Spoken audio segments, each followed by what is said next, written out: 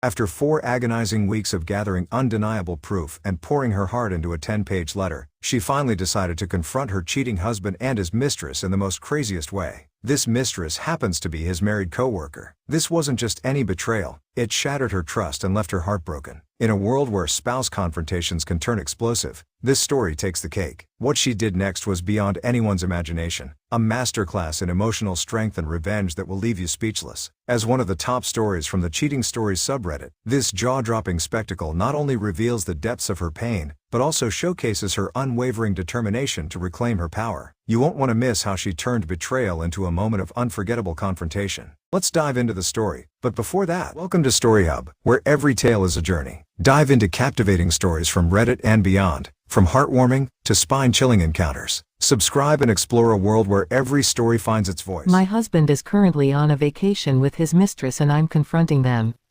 Hello Reddit. Forgive me as I am new to the online community. Just wanted to tell my story and maybe get some input. I 37F accidentally found out last month my husband 38M was using work trips as an excuse to sleep with his also married coworker who lives across the country. When I say accidentally, he sent me a screenshot of Amazon purchases for our children and included at the bottom of the photo was a delivery to this woman. So yes, the worried wife in me checked his search history and email. It was all right there. I learned his November trip was a romantic getaway, but this current one is luxurious. A spa resort complete with couples massages, couples cooking classes and monogrammed bathrobes from Etsy. He mailed her a box of gifts a few days ago for Christmas. How sweet. He purchases lingerie, sent her money on Venmo and even started planning a January trip to Las Vegas. I was furious when I learned all this, but I kept my composure. My plan. He left this morning for his work trip, but before he left I gathered all evidence of his affair. I spent 4 weeks collecting emails, credit card statements, reservations and confirmations. I wrote him a 10-page letter, put it in an envelope and taped it inside the lining of his suitcase. I plan on sending a group text to him and his mistress right after check-in telling them to enjoy their trip. I will also inform them that a letter is in his suitcase and that I want a divorce. I wrote a special section just for her and I want to make sure she sees it, so I will be emailing her the letter as well. He is currently in the air. My group text goes out this evening. Stay tuned. Update. His flight landed 1.5 hours ago. He told me he would text me when he landed and he has yet to do so. I have texted him twice, they were delivered but not read. I checked our phone records and he texted both me and her during his layover. His email shows no Uber receipt from his final destination airport to his hotel. She must have picked him up. Something I probably should have clarified in my op. She lives in the state he is visiting. So he flew alone. I will be sending a group text to both him and his mistress in 2 hours as that will be 4 p.m. their time and check-in. Update number 2 *. Sent pictures of our children and he did not respond. FYI, he is in the middle of the desert. My texts are going through green, which puts a monkey wrench in my plan for a group text to him and his mistress. Need suggestions. Should I call the hotel? Connect right to their room? I worked so hard for this, it has to be tonight. Help. Update number 3. Thank you to everyone standing by and waiting. My best friend has come to my house to help me through this. It seems my texts are going through green undelivered, but when my friend tried it is blue and delivered. He has blocked me. I guess that helps his guilt. The plan now is to call the hotel. We'll wait a few minutes after check-in to make the call. Very soon. Please stand by. Update number 4. Like most of you predicted, he does not care. He had 0 answers for my questions. That was the most hurtful part. But guess what? I have all the emotional support and economic support, so I'm not mad. Every question I asked he had no response because his mistress was sitting there. I suspect when he is home alone with me, his answers will be different. I have made sure that he will not emotionally and financially hurt me because I have secured support from family and friends. He can go dash himself. Update number 5 *. Called his hotel room, talked to his mistress and finally lost my shit. He ended up calling me a few minutes later and had 0 empathy. I'm shocked, but I'm not. He said a divorce was in order and fought me on nothing. I expected him to be sad, he was not, but that's okay. I started packing up his shit. I have some great friend who helped me put everything in the garage. Good riddance. I guess so. The morning after. I wake this morning broken. My house is in shambles as I went on a rampage yesterday, ripping photos off the wall, throwing his stuff in piles on the floor and breaking random objects in anger. Now that I've had a night's sleep, I feel that I am a bit clearer in my thinking as I analyze the conversation we had yesterday. He was different on the phone. That was not the man I know, but who was the man I've known? Because everything was a lie. The only thing he cared about on the phone was getting the kids. Which is perfectly okay, he should want to see his kids. But he refused to answer any question I had or admit to anything. I personally feel his lack of remorse was because he was sitting in front of his mistress. If I confronted him at home, this would not have been his reaction. When he comes home Monday night, I expect to see a different man. Also, in my conversation with the mistress, I learned she is recently separated. I called my mom. That was hard. While she and my dad have always been loving and supporting, it was hard to make that phone call. I felt like a failure. I know it wasn't my doing, but to admit that I made a poor choice in a spouse was difficult. Was this all because of a mistake I made 13 years ago? Honestly, it doesn't matter. I have 2 days to empty my house of his things. Who do I tell? Do I call his dad? Do I tell his mother? Best friend? Work buddies? I wish there was a manual on how to do this because I'm lost. Even with all my preparation, I'm still humiliated. Luckily he did not take his house keys when he left. So no need to change the locks. I'll be removing his keys and sending him on his way. I don't plan on seeing him when he gets home Monday night. Doors are locked, everything you own is in the garage. Have your people talk to my people and I'll see you never. Preparing for the return. My friends and family have been wonderful. I am so fortunate to have such great people in my life. Yesterday they came to help me move all of his clothing to the garage. His collectibles were all packed up and sitting here, waiting to be appraised. It took a very long time and I was exhausted afterwards, but it was necessary. I honestly don't think he expects me to have gone to such great lengths to remove him from my life. Because I was so emotional when I confronted him, there is a chance that he thinks I will want to reconcile. Fat chance, buddy. His flights lands a little before 10 p.m. tonight. When he Ubers back home, the doors will be locked. He told me on the phone he was just getting his car and leaving. I will be holding him to that. Something I should have mentioned earlier, the house is in my name only. He had no credit when we first started looking, so everything is in my maiden name and purchased by me.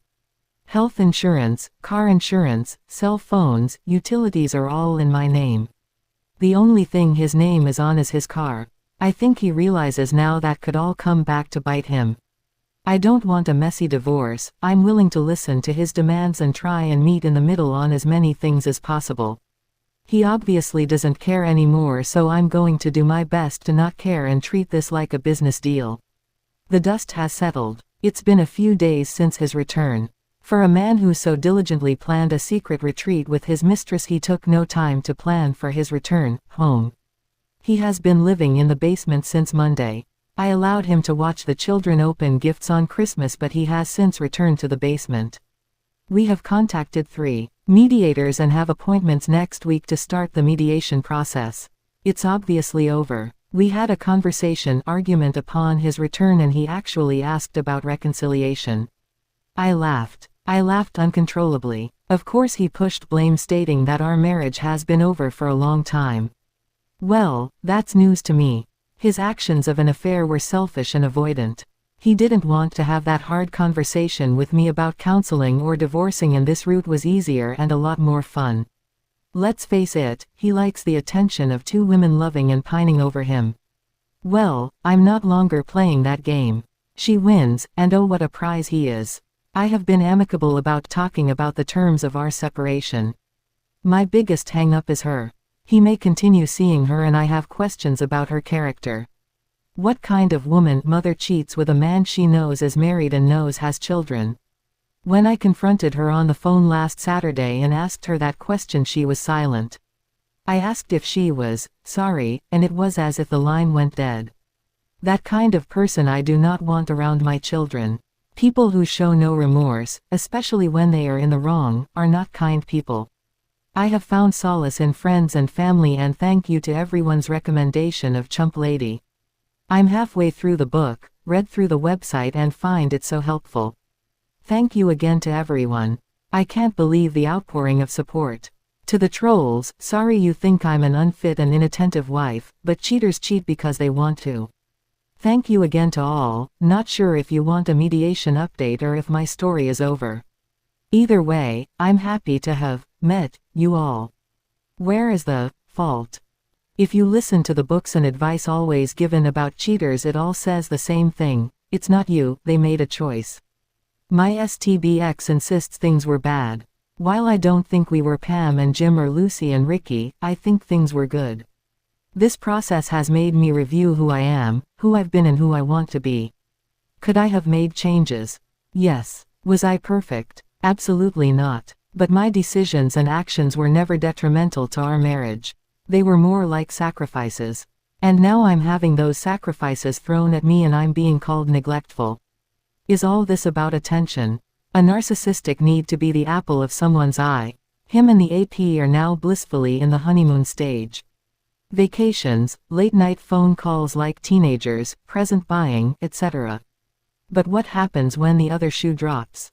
What happens when she sees that he has very little patience with children? That he will walk past a sink full of dishes completely blind to them. When he doesn't pay the phone bill for 2 months because he is spending money on silly gadgets.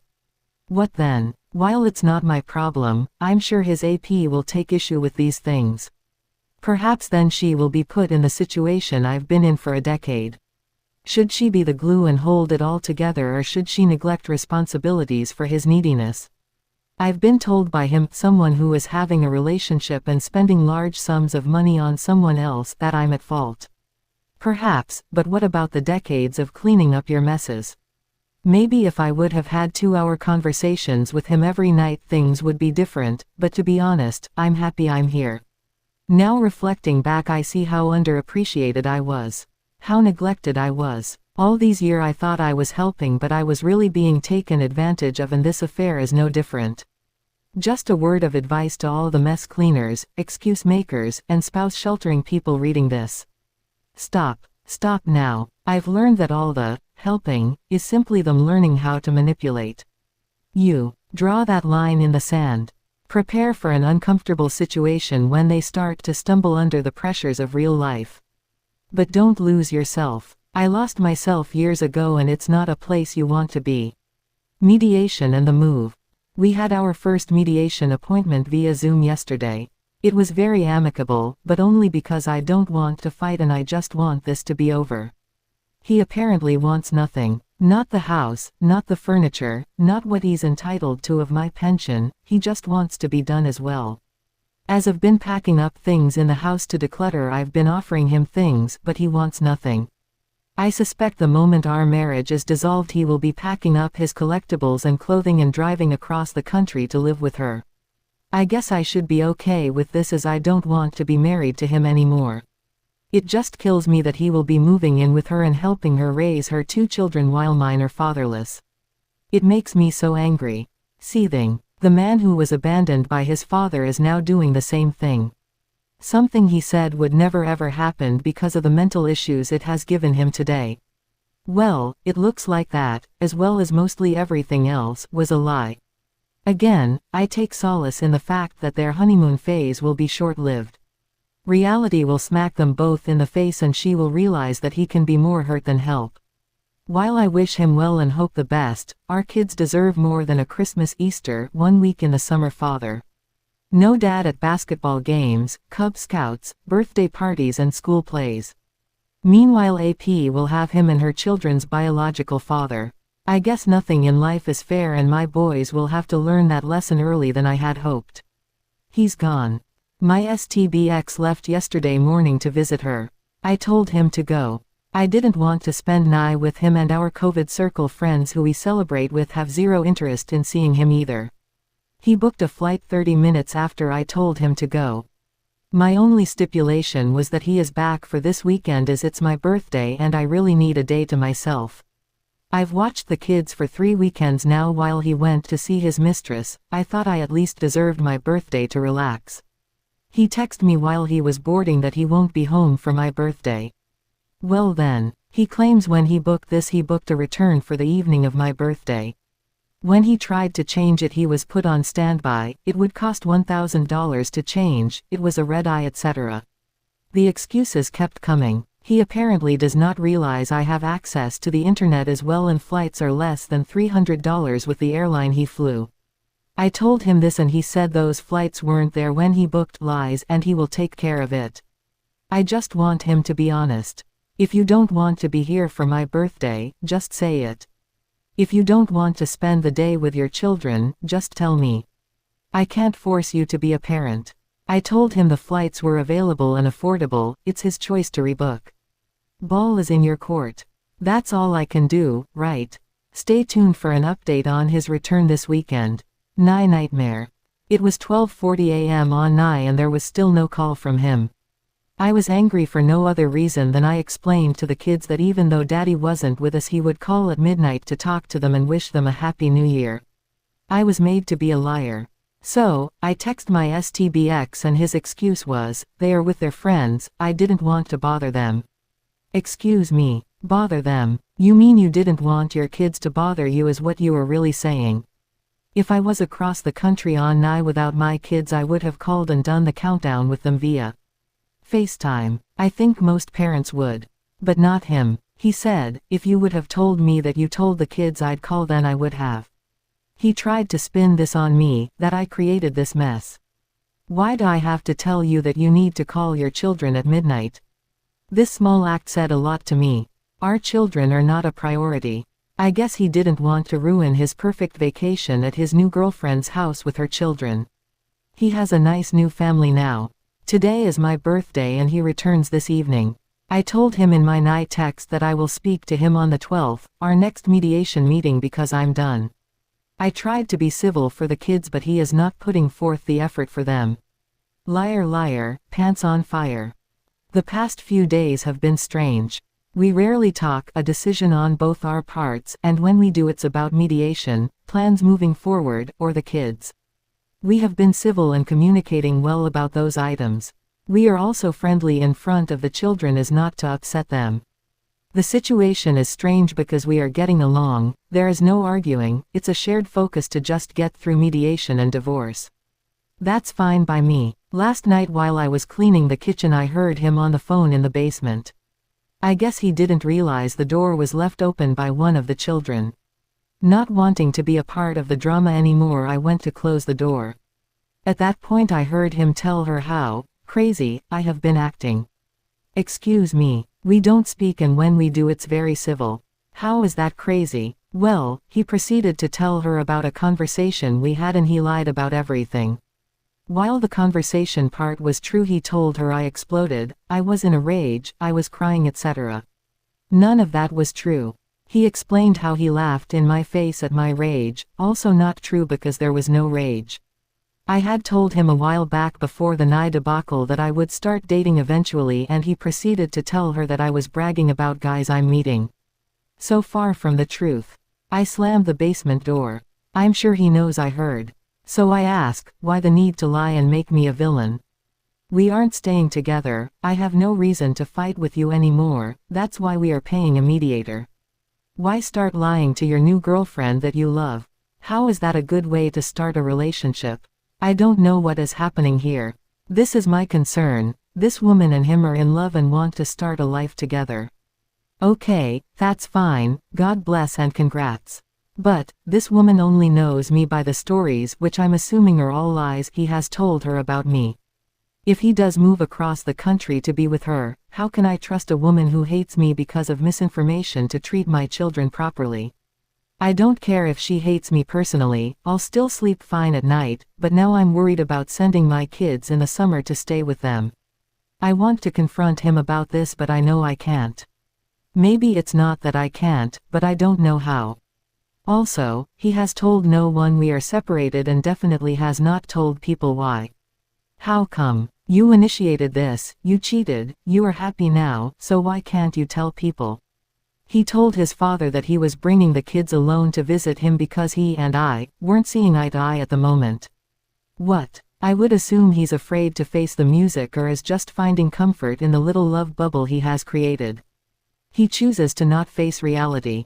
He has yet to look for an apartment for when the divorce is finalized but has booked another fight out to see her for Valentine's Day. He is refusing to face reality and it's so frustrating.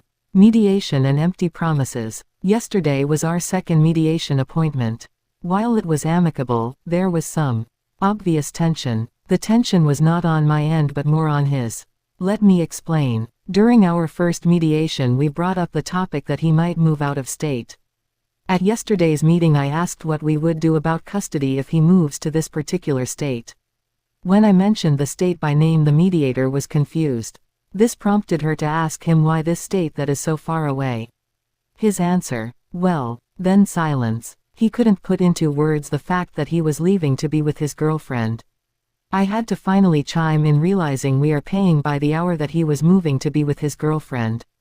I realized later that was the first time he had semi-confessed to having an affair and a girlfriend to anyone. If you love this person so much why can't you just say it out loud? That whole situation confuses me. Anyway, when it comes to dollars and cents I will be fine. He will also be fine. He will have enough to do what he needs and so will I. We have agreed to a physical custody scenario that allows him weekend and dinner visits. Fine by me, I want my boys to have their father. But, the situation becomes a bit more difficult when he moves. While he said yesterday he plans to stay here at least a year, I doubt that will actually happen. When he does move across the country he wishes to return for one weekend of every month to see the boys. Again, I'm fine with this scenario but where will he stay that weekend? He has no family. Will he just be taking the boys to a hotel? Again, I don't think he actually thought this through. This is a problem we will tackle when he does decide to move. Lastly, the mediator said it could take about 2 months to finalize everything. He and I spoke after the session to go over some facts and figures and I brought up the tentative finalization date of our marriage. I told him how 2 months is a good amount of time to save some money and find an apartment, to which he agreed. I also reminded him about his promise to not return to visit her until our divorce is finalized or he has a place to live. He quickly became frustrated telling me that he knew and tried to shut down the conversation. I told him I'm happy that we are on the same page but I'm not budging. If you leave while you still live here you cannot come back, that is something we both agreed to. Now the big question remains, who does he break a promise with? Obviously it's a win-win for me. Stay home and help me with the kids while you save $500 plus and move out quickly, or leave to visit her and I get you out of the house sooner. I'm happy with either decision. I just want to move on with my life and enjoy my moments with my children. Out for a swim. When I took this dive into the Reddit community I had no idea where I would land. I thought my feet would hit shallow ground and I would be ankle deep on the banks in an uncomfortable swimsuit all alone. But to my surprise this deep ocean of Reddit readers have engulfed me into their warm waters and I am surrounded by a sea of support. For this I am thankful. I am also so touched by the droves of people who have reached out for advice or offered their own experiences as lessons to be learned. To the ones seeking advice I tell them, I am not an expert swimmer. I am merely doggy paddling through this sea of hurt and confusion. Please don't use me as a sign of strength. Because the truth is, I am not strong, I am you. I am the woman who reads because they are suspicious of late-night phone calls her husband takes. I am the spouse who has shouldered the entire family and is in desperate need of support. I am the woman who misses affection from her husband who is next to her in bed every night. I am you. To those people who have yet to catch their partner cheating but are suspicious, trust your gut. Cheating is a coward's choice, so be braver than them and face the truth. To the spouse who is the fixer and takes on every challenge, take a step back. When you help even with good intention, you are actually just hurting yourself. To the spouse who has tried everything to receive physical attention from their partner but to no avail, their affection is probably going somewhere else. These are lessons I wish I could have told myself months, if not years ago. Listen to me, or just listen to you. To the sharks in water who call me a bad mom, a crazy bitch, fake, or even just think I'm out of my mind, you will find no blood in this water. So it's best you move on and find a thread where the OP will chum the water for you. It's so very easy to read and judge, this I understand. I just hope that if this ever happens to you that you will be as brave, logical and composed as you expect others to be. If not, you will find sharks circling you as well. So I hope you are as strong of a swimmer as you claim to be. If you are still reading, my saga survival continues. Our final mediation papers will arrive this week. We were able to settle everything at the last meeting on 1/12 and the documents just need our signature. After that, the divorce papers need to be served and filed with the county. Then we await our court date, which will be done via Zoom. Yes, a bit anticlimactic, but it will still serve its purpose of divorcing. He has started, finally, to look for an apartment, but nothing is to his satisfaction. Maybe he is being picky, or maybe he is comfortable living in the basement. Either way, once the divorce papers are stamped, he needs to be gone. He has started making phone calls to her during the day and I can hear him giggling downstairs. I'm happy he is happy, I really am. That isn't passive-aggressive. I know I will be happy one day too, he just got there first and that's okay. I feel like my life is in limbo right now. I can't move forward because I'm chained to the past. I'm hoping his move will be soon. I suspect he wants out for February 1st so he can go visit her for Valentine's Day.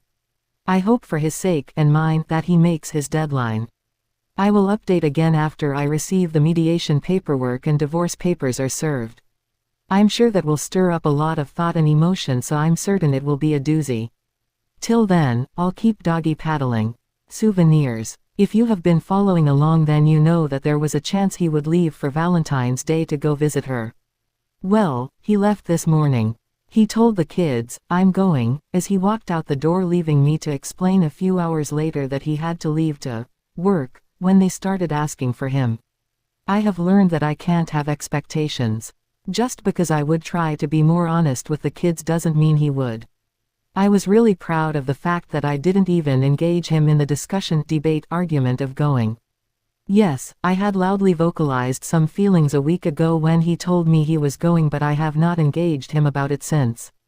All I asked was for his flight info so that I would know when to expect him back. He did not provide this information. Maybe he thinks I'm not entitled to it. Either way, he left and I was fine.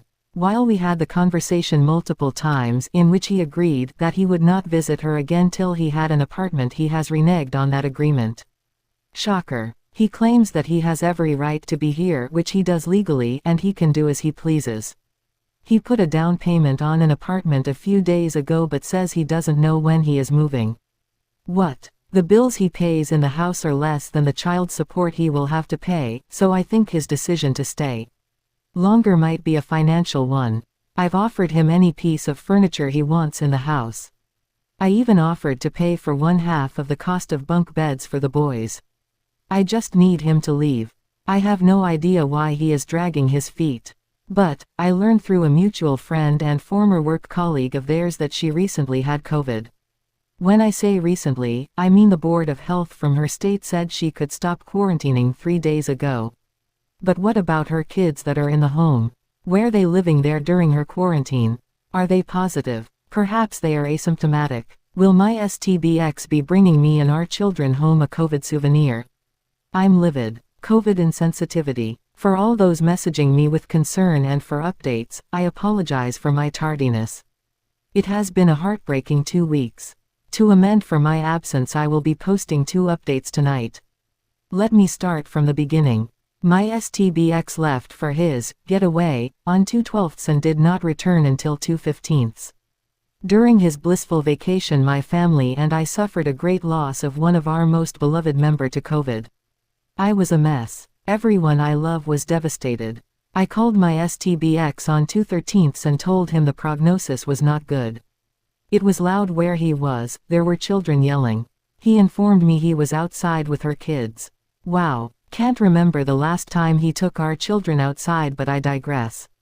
I shouldn't have expected him to care about my bad news, but he was concerned. I guess there is still a decent bone somewhere in him. That concern would not last long though. Upon his return, as he usually does, he schedules a COVID test. He scheduled one for 4 days after his return, but due to snow in our area he did not go. This I understand, the weather cannot be controlled. Then he told me he rescheduled for 4 days later and then does not go. When I questioned him, his response was, "I feel fine." I suspected since she probably got a negative COVID test shortly before his arrival he felt safe in not getting one. Not until Monday, 3/1, did he finally get tested. A full 2 weeks later. Why? You know my family just suffered a terrible loss to COVID, how could you be so reckless and insensitive? The insensitive question is rhetorical. I obviously know the answer already. The real monster. The day is approaching. Large boxes are being delivered to the house daily containing new furniture to be assembled. The sounds of packing tape being ripped from the spool flood the house every evening. He's moving out. I'm overjoyed. I'm so happy that I have actually started engaging him in conversation. Yes, we have to chat to figure out child support and scheduling, but now I'm so ecstatic he's leaving I even ask about his move. I feel like a kid at Christmas. While we were discussing his move, what he would be taking from the home and the schedule for seeing the children, I asked if he planned to visit her. No, this wasn't me prying, we need to set an overnight and weekend schedule for the kids and I was hoping to be accommodating to any trips he had planned. But then my curiosity got the best of me, but for a good reason, our children. I asked if she plans to come here to meet the kids. He replied in the affirmative and said she may come. Well, good for you both, but I would like to meet her before she meets the children. He went silent. I could tell he was rolling thoughts around in his head or perhaps trying to figure a way out of this situation, but he came up empty. He honestly wanted to know why I needed to meet her. Excuse me, come again. You really think I would let my children spend time with someone I didn't know? I'm the mother that interviews babysitters, why would you think I wouldn't want to meet her? He claims to be worried that I won't be civil, but he knows me better than that. I have nothing to gain being rude to her. It's just ammo. I refuse to play that game. Plus, why would I care? I don't want him. That's your prize now, honey, congrats. But he recognizes that he can't stop me in this. I have every right to meet her as he would to meet someone I am dating. When it comes to the kids, we can't keep secrets. I think the real concern about us meeting is this: she will realize I'm not the horrible monster he made me out to be. His plans of assassinating my character to build himself up or to receive pity from her, and the constant gaslighting will be revealed. She will see that I am not pining over him, quarreling with him, and that I'm genuinely a good person. Maybe she will see that he might be the real monster. Like father, like son. My STBX was quiet. More quiet than usual, almost sulking. I don't understand his motivations anymore and what he actually cares about, so I left it alone. Not my business to care and comfort anymore, right? That evening, after the children went to bed, he sat alone at the dining room table. It was as if he was waiting for me to address him. I did not sulk. That's your issue, not mine.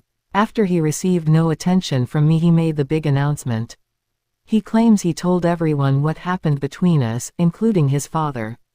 Then, oddly enough, he started to cry. Full ugly tears. I thought these were tears of embarrassment and shame. He then proceeded to tell me the conversation he had with his father was the first time his dad has actually acted like a father towards him. While that statement in itself is unsettling, it is also confusing. I'm guessing his father supported him. I know if this was my son I'd support him, but also have some strong words about how he went about this and how he should probably proceed in the future. But it looks like he received 100% support. So while I understand, I don't understand. Something was wrong here. Last week was my youngest son's birthday. I had asked my STBX if he would like to invite his father over for cake. He texted him several times with no response. He learned through their conversation confession last night that his father was in another state for work. Okay, understandable. But here is the kicker, he went away, with a new girl he is dating. Why is this strange, you ask? He just asked his wife of 30 years for a divorce at the end of January. So this makes me think, is adultery a learned behavior? My Phil abandoned my STBX when he was 9 years old, the same age as my eldest son now. There a pattern here. Or is all this just a crazy coincidence? I could not help myself. I messaged my Mill. She confirmed they were divorcing. I asked if there was any infidelity and she claims to her knowledge, no. But I know better. She said that my Phil started to withdraw from her. He started picking fights for no reason and avoided interacting with her last fall. Then in January he said he wanted a divorce so that he could find himself. A man who is in his 60s, close to retirement, needs to find himself. Sounds like a cop-out to me. But now that I've learned there is another woman which my Mill does not know, I understand that this bloodline of men are truly selfish and unfit partners. I know all the comments will tell me to tell my Mill about the infidelity on his part and I plan on doing so. I just need a little more information before I break the news to her. Moving trucks and spilled tea. It happened. Finally. He's gone. My basement is so empty and quiet it echoes. The day he moved, a box truck pulled up to my house and my children ran to the window to watch. I didn't know how to distract them as I was working. I was able to pull them away from the window with the promise of treats once they were at the table to do school work. My youngest though would not budge. After 45 minutes of loading, the truck pulled away and my STBX drove off. My youngest came away from the window looking sad.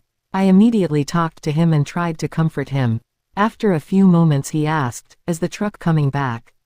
I was confused. I told him that we were staying here and no one else was moving. Apparently he wasn't upset that Daddy was leaving, he just wanted the truck. I'm not sure how I should feel about this. I made appointments with a child therapist for both my kids. While they seem fine now, I'm not sure what the future holds for their mental state. I'm afraid this will be repressed and issues will arise down the road. His friends have been reaching out to me. Now that they know what happened, I'm getting text and Facebook messages asking how I am. I know in reality they are just being nosy. They may care a little but they just want me to spill the tea. Welp, I put the kettle on. I wasn't surprised to learn that my STBX wasn't completely honest with them. He failed to mention traveling during a pandemic to visit her. I guess that would make him look reckless. Selfish. Idiotic. The wives of his friends are in shock. They considered my STBX a friend that could be trusted, a man who had it all together. Basically, they trusted my STBX would be a good influence on their husbands. Boy were they wrong. Concerning my Mill, I have not told her. This is because I don't have any real information. What I did tell her though was to do some investigating to see if he is having an affair. This would be to her benefit as her state has adultery laws. They are still legally married and living in the same house, so to my knowledge, the law applies. But she seems hesitant. I think she is just afraid to find out the truth and then she has to look at him every day. This I understand. No person's spouse should have to experience that. I know it was gut-wrenching for me and perhaps many of you reading can relate as well. I just don't want to be the one to tell her. Perhaps this is because I'm still upset I had to find out on my own and my STBX was too much of a coward to come clean. Why should a cheating spouse get the thrill of cheating and be relieved of the burden of having to confess? Thanks for joining us at StoryHub. If you enjoyed this story, be sure to check out our next video for another captivating story. Your journey doesn't end here. See you next time.